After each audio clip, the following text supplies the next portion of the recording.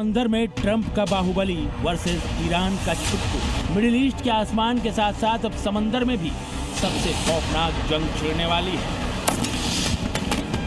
जहां मोर्चे पर अमेरिका का बाहुबली यूएसएस अब्राहम लिंकन मौजूद है, तो वहीं ईरान नीले पानी की छाती पर अब अपने आत्मघातियों को उतारने वाला है।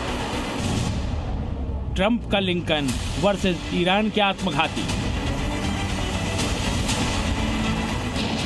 ईरान के पास कोई एयरक्राफ्ट कैरियर तो नहीं है, लेकिन उसकी नेवी के पास ऐसी हाई स्पीड सुसाइडल बोट जरूर है जो समंदर में किसी की भी कब्र बना देने की ताकत रखती हैं। छोटी छोटी ये बोट जब समंदर में एक साथ उतरती हैं तो भूचाल आ जाता है। चर्चा है कि समंदर में ईरान की घेराबंदी करके खड़े अमेरिकी युद्धपोतों को जवाब देने के लिए ईरान अपनी इन्हीं हाई स्पीड बोट की सेना उतारने जा रहा है। अमेरिकी युद्धपोत बेहद शक्तिशाली हैं, लेकिन एक्सपर्ट्स को लगता है कि वो पूरी तरह से ईरानी सेना की हिट लिस्ट से बाहर नहीं होंगे।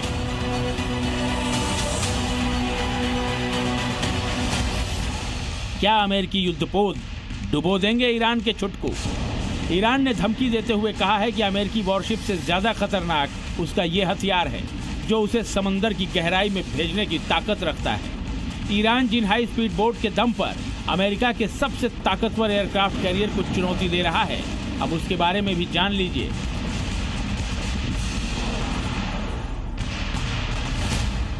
ईरान की high speed boat Haidar. Iran की इस हाई स्पीड बोट को हैदर 101 के नाम से जाना जाता है।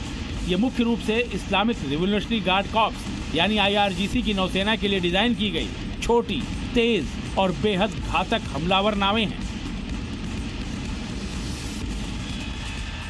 ईरान की यह हाई स्पीड बोट हैदर मिसाइलों और खतरनाक आत्मघाती ड्रोन्स के साथ साथ कई घातक हथियारों से लैस हैं। ये अपनी मिसाइलों और ड्रोन से किसी भी युद्धपोत की समंदर में समाधि बना सकती हैं। इनकी स्पीड इतनी तेज होती है कि इन्हें ढूंढना और निशाना बना पाना बेहद मुश्किल होता है। ईरान अपनी इन हाई स्पीड बोट का इस्तेमाल दुश्मनों के बड़े जहाजों के खिलाफ अचानक हमले यानी स्वार्म अटैक के लिए करता है। इन आत्मघाती नावों को ईरान अपने खुफिया बंकरों में छिपा कर रखता है, ऐसे बंकर जिन्हें भेद पाना मुश्किल ही नहीं लगभग नामुमकिन होता है।